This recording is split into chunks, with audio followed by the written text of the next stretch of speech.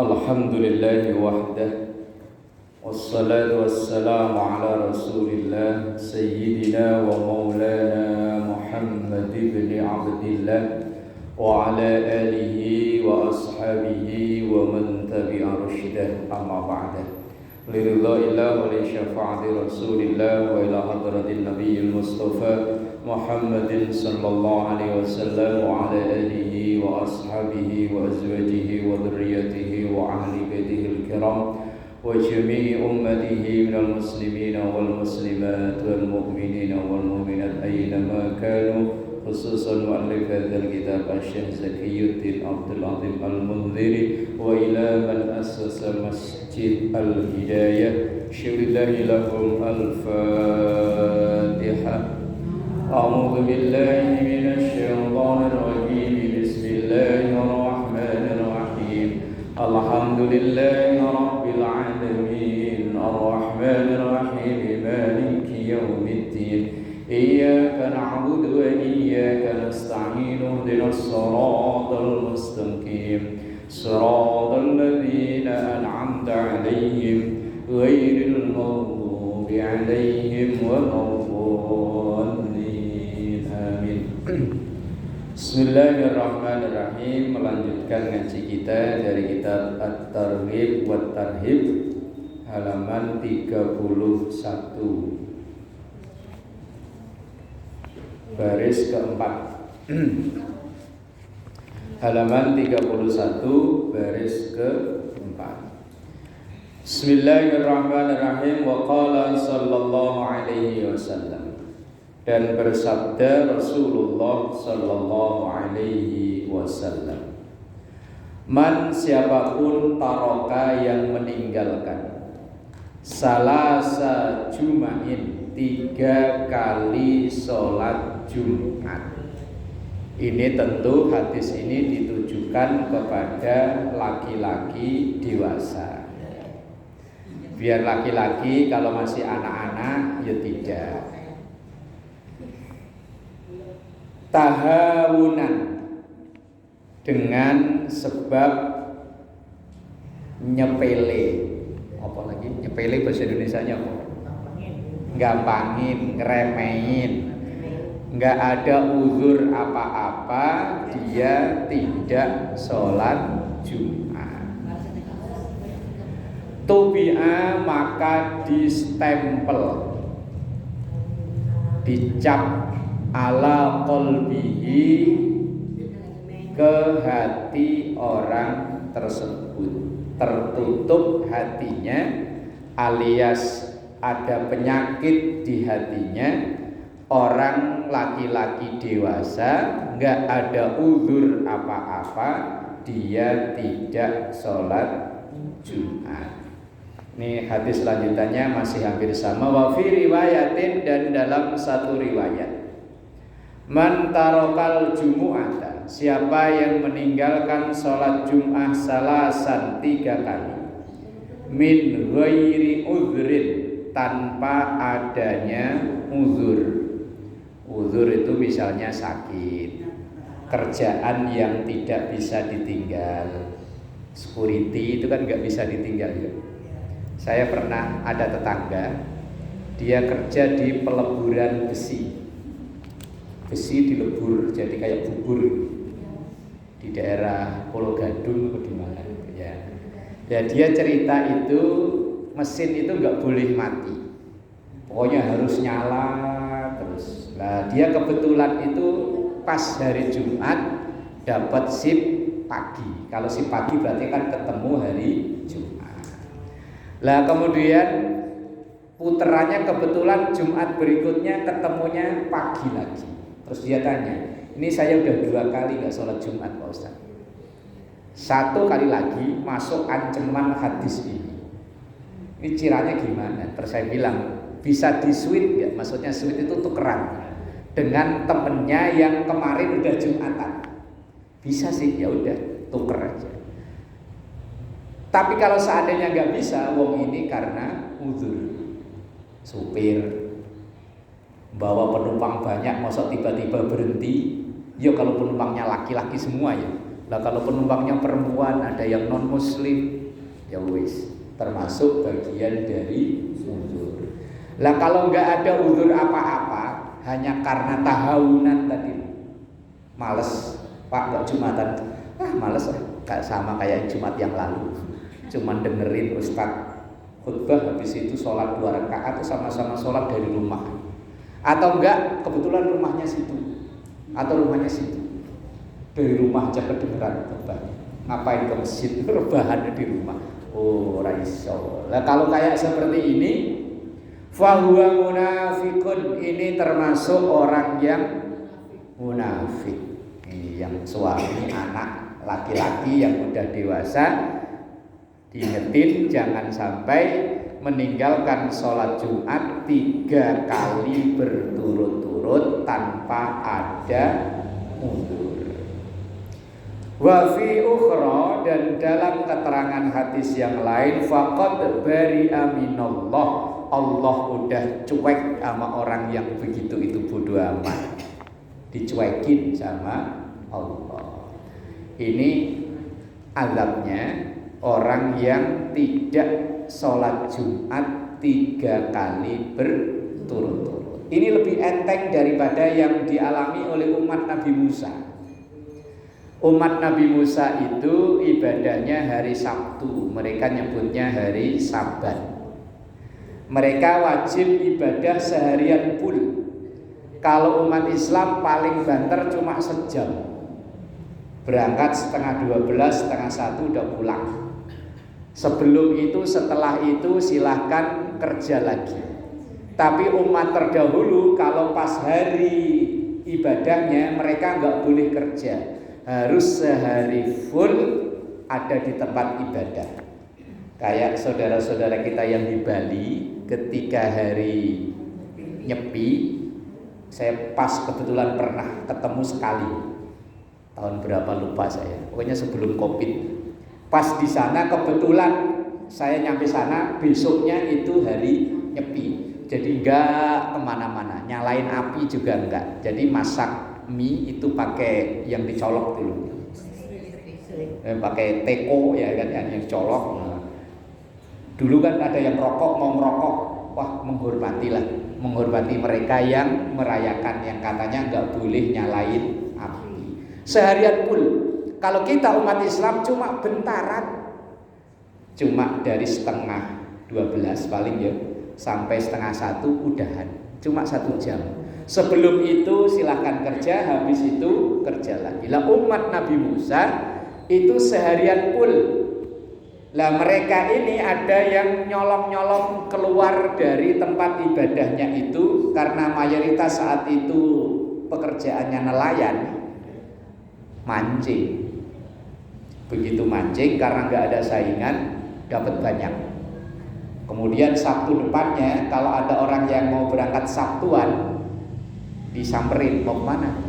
Mau Sabtuan? Gak usah, mancing aja, kemarin saya dapat banyak. Akhirnya banyak yang mancing. Lah umat Nabi Musa kan orangnya temperamen, gampang marah. Diajak Sabtuan ibadah hari Sabat malah mancing. Akhirnya dikutuk, kunu kirodatan khosiin, jadilah kalian wahai orang yang diajak ibadah malah mancing, jadi kirodah.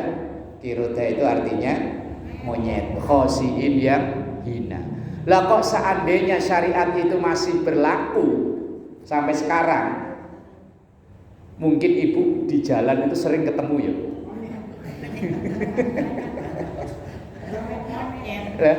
Ketahuan kemarin gak Jumatan ya. Ntar kalau udah tobat balik lagi gitu kali ya.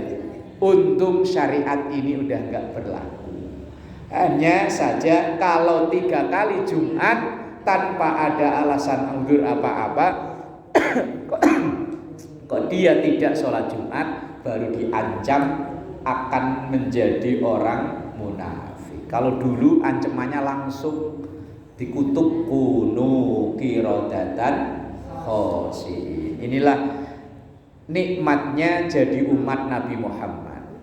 Ahli dosa, ahli maksiat sama ahli taat kalau duduk jejeran samar, Umpama ada ahli maksiat tapi dipakein jilbab syar'i, gamis yang rapi, kalau ketemu orang ngomongnya di Arab-Arabin, Assalamualaikum, kaifa halu, bekhair, bekhair. Oh, itu orang ngiranya ahli ibadah, padahal aslinya ahli maksiat. Kalau umat Nabi Musa kelihatan, pokoknya hari Sabtu nggak ada kelihatan di tempat ibadah, begitu nongol keluar jadi hati-hati. Untung kita jadi umatnya Nabi Muhammad. Yang lebih sadis serem itu umat Nabi Musa. Ketika Nabi Musa akan berkholwat ke Gunung Tursina, ini umatnya kan diserahin ke Nabi Harun. Nabi Harun itu saudara sepupu sama Nabi Musa. Nabi Harun itu karakternya berbeda dengan Nabi Musa. Kalau Nabi Musa itu tegas, kalau A ya A, B ya B, merah ya merah, kuning ya kuning, hitam ya hitam, putih ya putih. Itu Nabi Musa, nggak ada abu-abu. Lah Nabi Harun itu kebalikannya, orangnya nggak enakan. Nggak enak, sungkan, nggak enak, sungkan. Akhirnya datanglah orang yang sudah nunggu-nunggu kesempatan, namanya hampir sama, Musa Samiri. Datang dengan membawa anakan sapi yang bisa ngomong. Wah, akhirnya orang-orang kaget, kagum, ini luar biasa. Akhirnya umatnya Nabi Musa pada nyembah anakan sapi.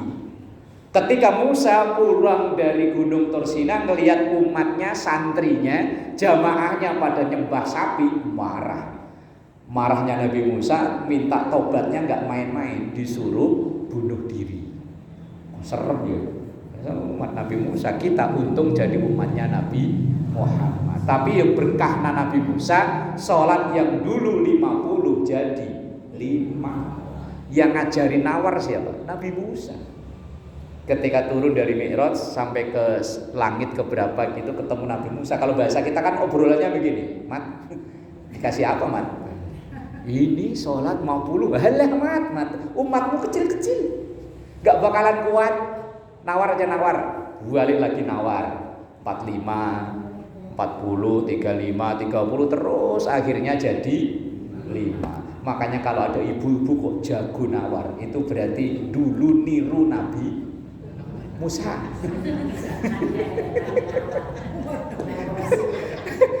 Itu yang ngajarin nawar sadis ya. Umpama dari harga 50 kok bisa kena 5.000. Loh, ada Nabi Muhammad diajarin sama Nabi Musa. Umpama dikasih berapa bang? 50. Terus kata Nabi Musa, tawar 45, 40, turun, kenanya 5.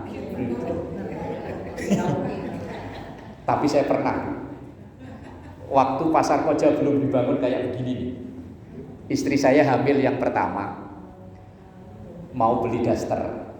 Nah, istri udah megang-megang, nanya, bang ini berapaan? Seingat saya itu abangnya buka harga 120. Seingat saya zaman itu. Lah terus istri saya itu sambil tangan saya ditarik, kayak orang nggak butuh itu, pergi. Lah pas udah jauh dipanggil lagi, neng, sini neng, tambahin kek. Akhirnya kenanya 40 atau 45. Ya Allah, dari 120.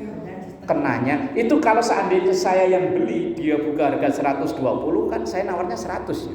Saya kata istri, udah saya towel. Ya Allah, nawarnya sadis amat, biarin, kalau dikasih syukur, enggak ya enggak apa-apa.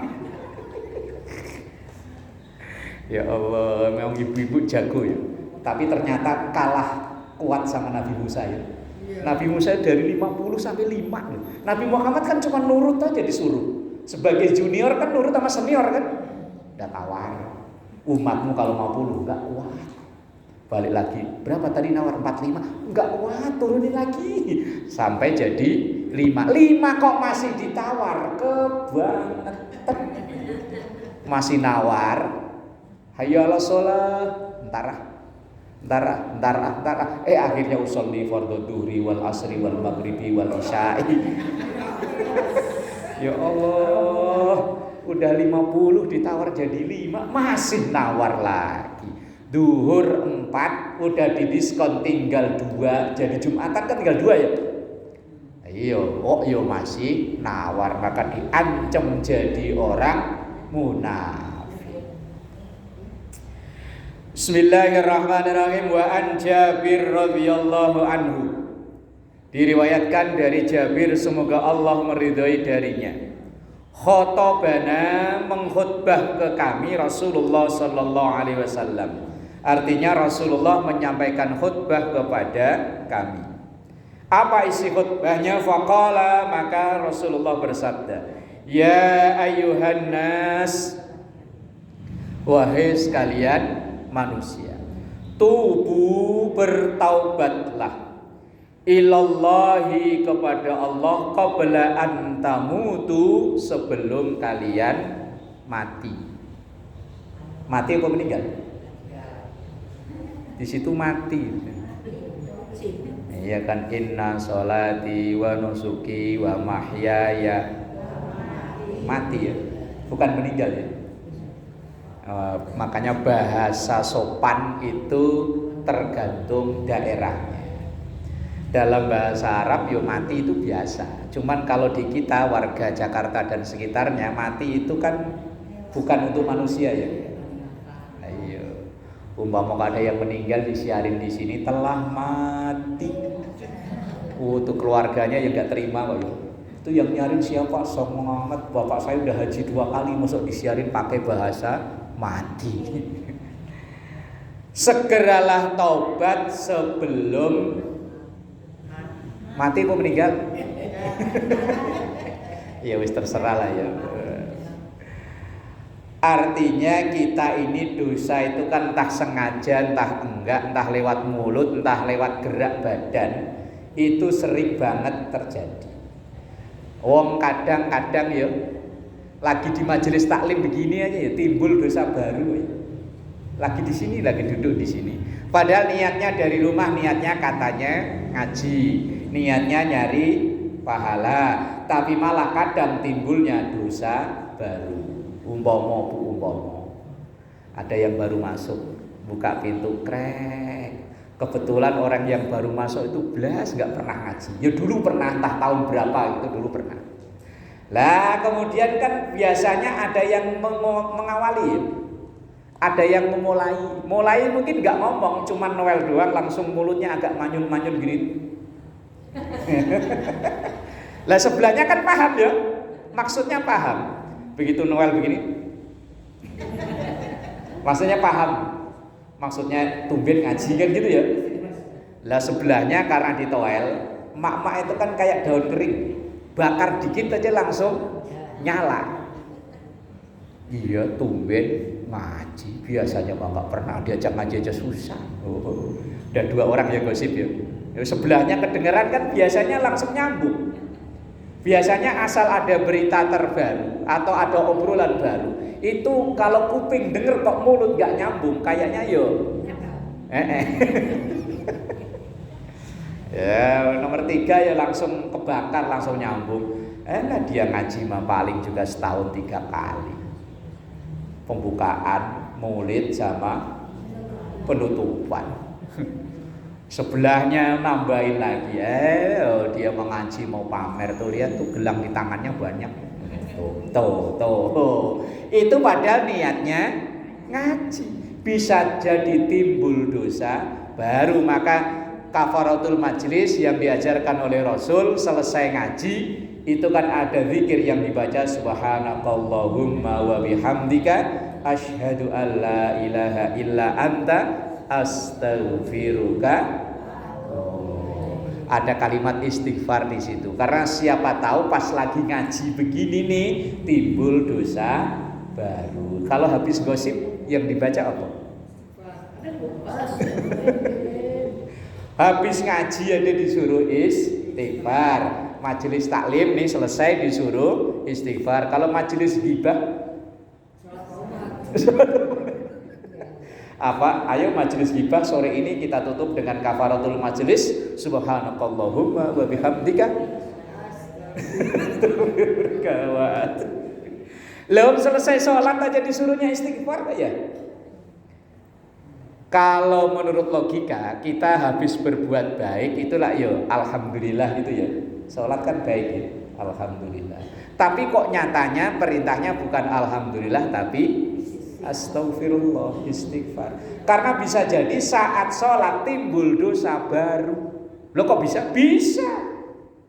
Wong setan itu paling pinter, ibarat penari. Setan itu paling pinter, ini tahu irama apa. Iramanya jaipong, dangdut, tarling, opo koplo. Pinter setan. Ini orang kalau masih pemalas, itu setan ngomporinya, gak usah sholat, kamu masih muda. Ntar aja kalau udah ketuaan baru sholat. Tuh setan ngomporinya. Kalau orang yang sudah kadang-kadang sholat, kadang-kadang enggak, alias sholatnya bolong, ngomporinya setan ya beda. Kemarin aja udah sholat, ngapain sholat lagi? Kemarin kan udah sama persis. Duhur ya tetap 4, maghrib ya tetap 3, subuh ya tetap 2. Kan kemarin udah. Nah, itu orang yang sholatnya bolong. Kalau orang yang sholatnya sudah 5 waktu, dikomporin sama setan. Jangan lama-lama kalau sholat, cepetan. Kok dia berhasil menang, sholatnya udah bagus, tumakninahnya bagus, bacaannya bagus. Opo setan kabur? Enggak. Setan masih nongkrongin. Hebat. Kayaknya orang lontar sholatnya yang paling mantep cuman kamu. Yang lain apa? Sholat aja jarang-jarang loh. Setan, pinter setan. Semua level iman kita itu setannya juga beda. Kalau level-level kopral, ya setannya kelas kopral yang tadi yang nggak pernah sholat. Kalau jenderal, setannya ya jenderal juga. Maka jangan dikira semakin tinggi iman seorang, malah setannya ya makin tinggi. Umpama orang yang alim, ahli ibadah, setannya ya gitu tadi. Kayaknya orang sini mah nggak ada yang nyaingin kamu. Wah, udah rajin ngaji, rajin sedekah, rajin menabung, nggak sombong lagi. Padahal setan ngomporin disuruh sombong. Setan. Pak Ustadz, katanya kalau orang udah dari tanah suci, kan, boleh sholatnya ini apa? Ditawar. Ya. Itu pernah saya dengar omongan begitu. Memang ada hadis-hadisnya sahih. Orang yang sholat sekali salam di masjidku maksudnya Masjid Nabawi, itu sama dengan sekian ribu sholat.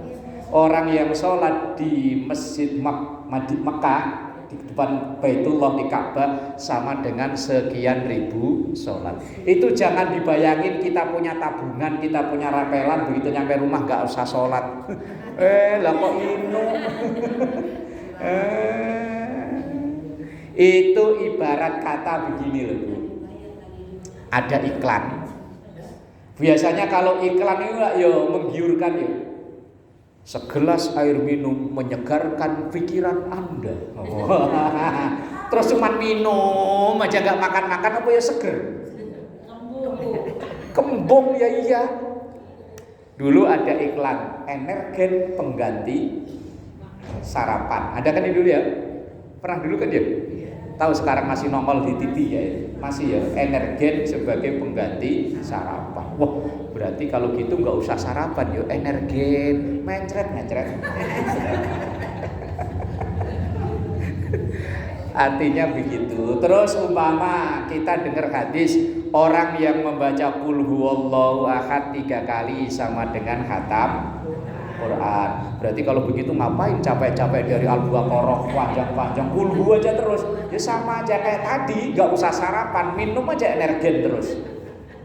Mencret yuk, mencret. Qul hu 3 kali itu kalau memang dia mau tadarus, dulu nggak pernah belajar Quran. Dulu sih bisa tadarus, cuman kalau nggak pakai ini tulisan nggak kelihatan. Ya wes ganti dengan qul. Tapi kalau baca bisa kelihatan jelas. Yo baca dari Al-Baqarah, Ali Imran terus ya kayak tadi ibu-ibu jalani baca itu. Jangan langsung kayak tadi Bu. Kalau begitu punya rapelan saya, masih ada tanggungan banyak nih, gak usah sholat lagi.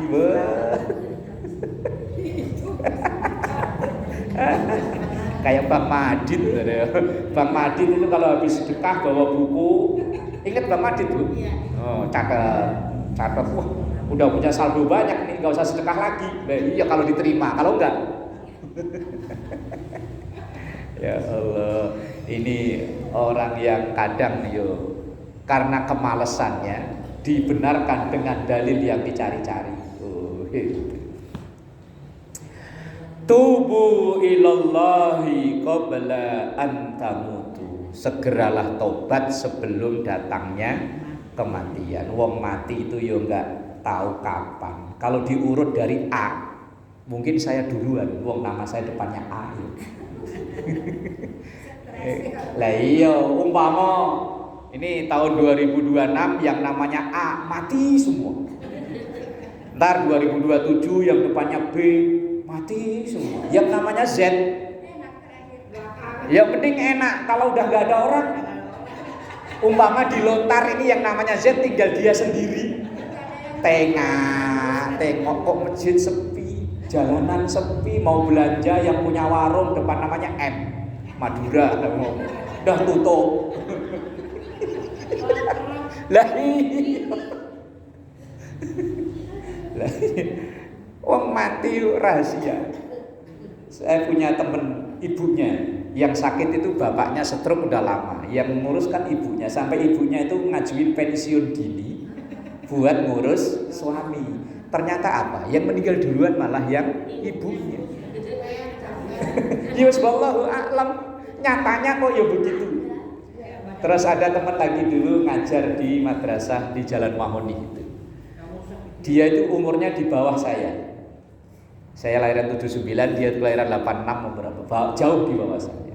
Jaga bapaknya sakit. Karena saking dia itu perhatian sama bapaknya, memang luar biasa. Itu sampai lupa makan, lupa ini, akhirnya dia kena emah akut, akhirnya yang meninggal dia. Ya bapaknya ya ada sih, saudaranya tinggalnya jauh. Ya, ini dulu tahun 2008 waktu anak saya pertama meninggal. Itu mbah saya kan masih ada saat itu. Bapaknya, mbah saya itu masih ada. Lah mbah saya itu kan udah sakit, udah ada 2 tahunan nggak bisa ngapa-ngapain, cuman di tempat tidur. Lah ketika sambil takziah anak saya kan ada yang nengokin. Mbah, sehat? Iya, cuman apa malaikat Israel salah nyabut apa ya? Saya yang udah sakit 2 tahun masih dikasih nyawa. Buyut saya baru umur 2 tahun meninggal. Ini apa Israel salah nyabut? Gak ono salah. Udah diwasiati oleh Allah. Setiap orang selama masih ada rezekinya, orang itu belum diambil nyawanya. Kalau rezekinya udah nggak ada, rezeki itu kan ya yang dimakan, yang diminum, yang yang dihirup. Kalau udah nggak ada sama sekali, baru diambil oleh Allah. Kalau masih ada, walaupun makanan udah nggak ada, minuman udah nggak ada, tapi masih ada yang dihirup, oksigen masih ada yang dihirup, dia nggak akan diambil. Ya alhamdulillah kita masih dikasih rezeki banyak ya. Yang dimakan ada, yang diminum ada, yang dihirup ada, insya Allah panjang umur. Tapi khawatirnya kalau yang namanya Z ya. Ada yang namanya Z depan? Gak ada. Yang namanya Z hati-hati ya. Malah Jainuddin malah udah duluan ya. Jadi wong memang yang ngambil gak lihat namanya ya. Gak lihat KTP, gak lihat KK, pokoknya asal ada turun perintah ambil ya, ambil. Maka sebelum itu datang segera taubat minimal dengan berucap astaghfirullahaladzim. Wa badiru bil a'malis salihati qabla an tastaghilu. Wabadiru dan segeralah bil a'malis sholihati dengan melakukan amal-amal baik. Qabla an tastaghilu sebelum engkau sibuk. Artinya asal ada waktu luang untuk berbuat baik, berbuat baik. Berbuat baik itu ya ada yang skalanya kecil, lagi bengong, subhanallah, oh, kan amal soleh ya. Lagi duduk, lagi ngelewat, ada orang naik motor, bung, bung, bung, astagfirullah. Itu padahal mau motor minjem, amal baik ya. Begitu melihat seret, ya Allah ada anak cakep banget, subhanallah, anaknya siapa?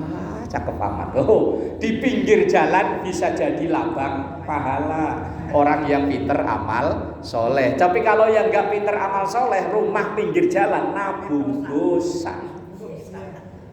Wadah neng motor, weng, muka-muka mampus nabrak portal.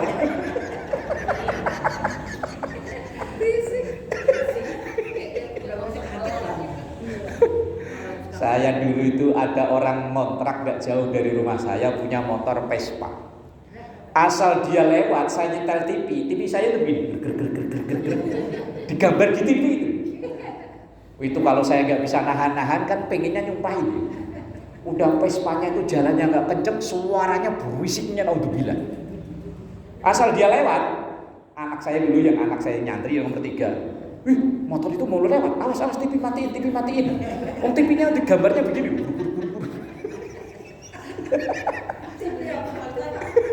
Gambarnya di TV itu kayak antenanya yang oleng gitu loh. Gambarnya langsung keluar semutnya. Ntar kalau motor itu udah jauh, normal lagi. Ayo, rumah pinggir jalan itu orang yang hatinya baik, insya Allah jadi sumber pahala. Ada orang kesasar nanya, Bu, mohon maaf kalau lontar 7 mana ya? Oh, Bapak lurus nanti sono, sebentar sono ya. Kan jadi pahala kan? Tapi kalau orang yang hatinya nggak baik, ada orang nanya, kepo, nanya mulu.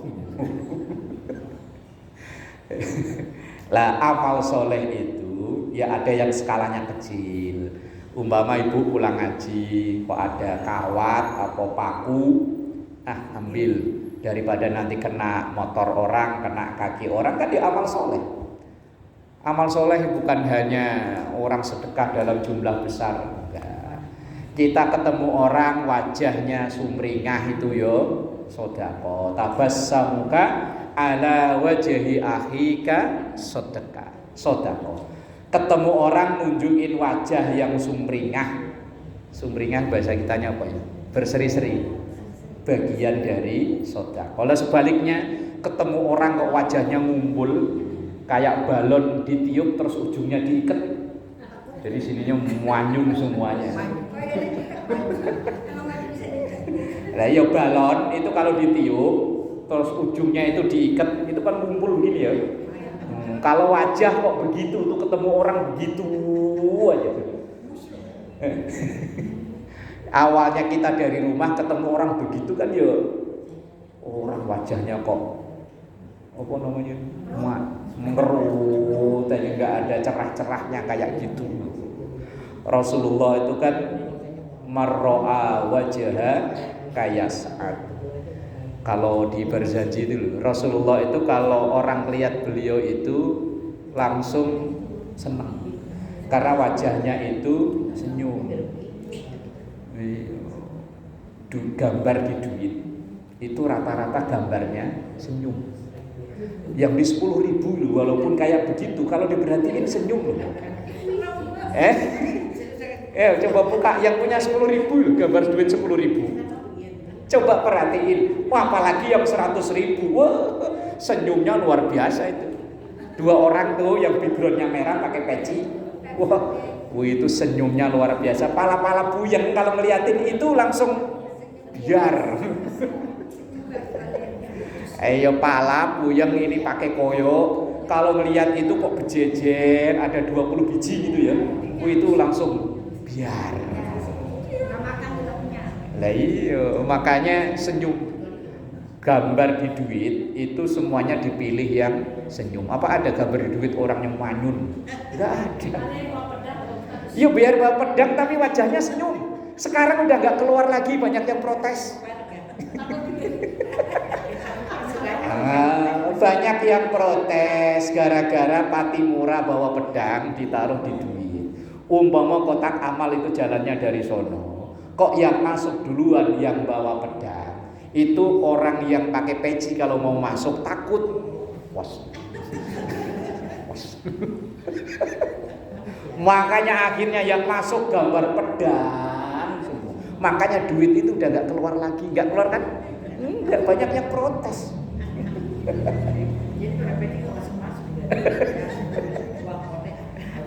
Takut diancem Pak Karno sama Pak Hatta mau masuk kotak amal, diancem Patimura. Balik sono ke dompet.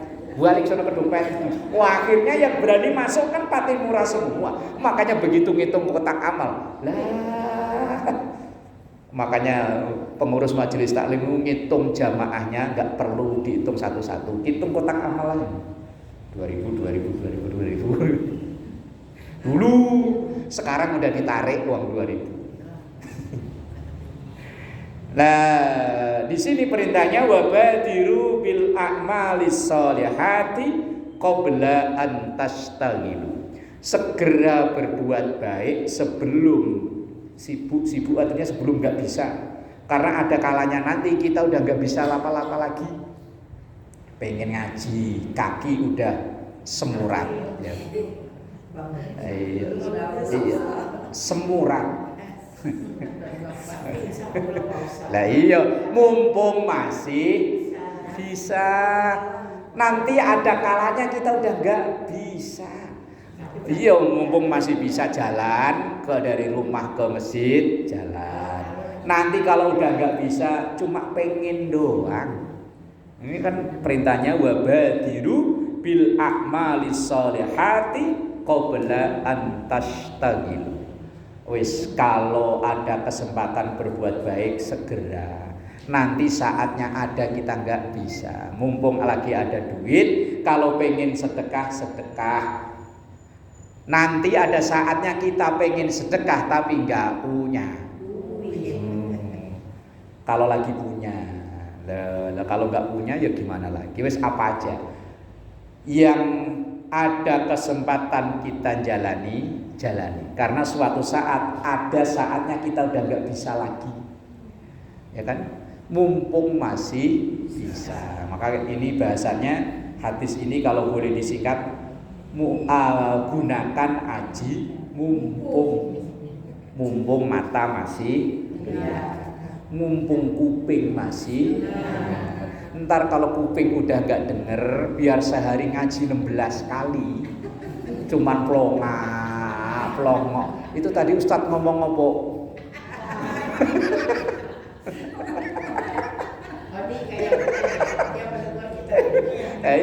Mumpung masih denger, mumpung kuping ini loh masih bisa mendengar hadis Nabi, ayat Quran, nasihat yang baik, gunakan. Nanti kalau udah enggak, diomongin cuman mata mumpung masih lihat, badan masih sehat, masih bisa berdiri. Ada suatu saat nanti, ayatnya ibu udah hafal, laqad khalaqnal insana fi. Terus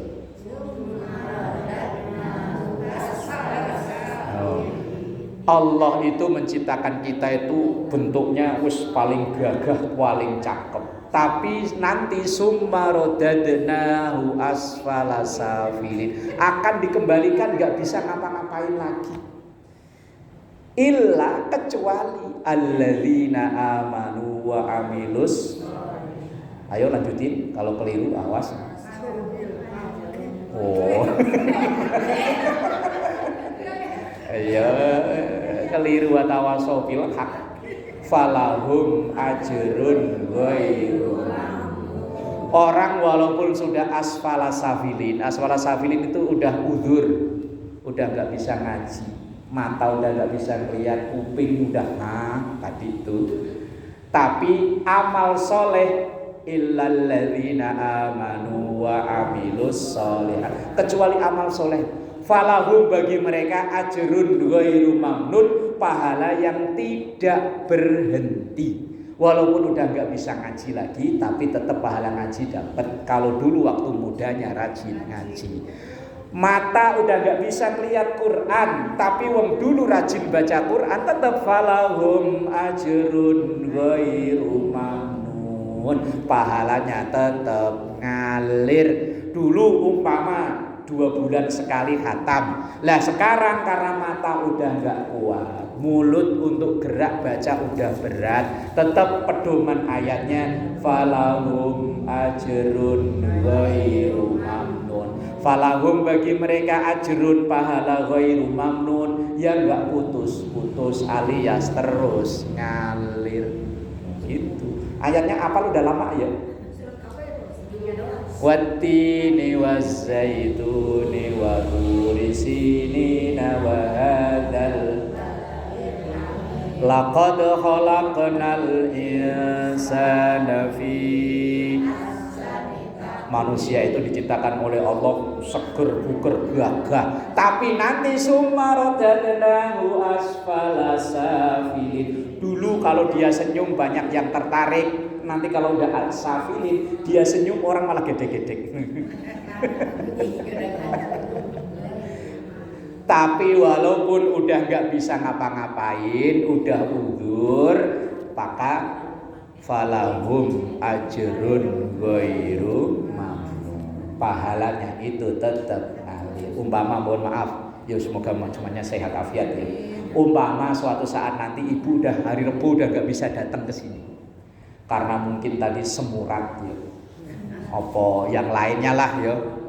Umur kalau udah segini ini kan yang jadi topik pokok bahasan kan penyakit ya. Suatu saat udah nggak bisa hadir ke sini. Nah, walaupun udah nggak bisa hadir, falahum ajrun ghairu, pahalanya tetap ngalir. Umpama dulu ibu orang yang dermawan rajin sedekah saat masih punya penghasilan.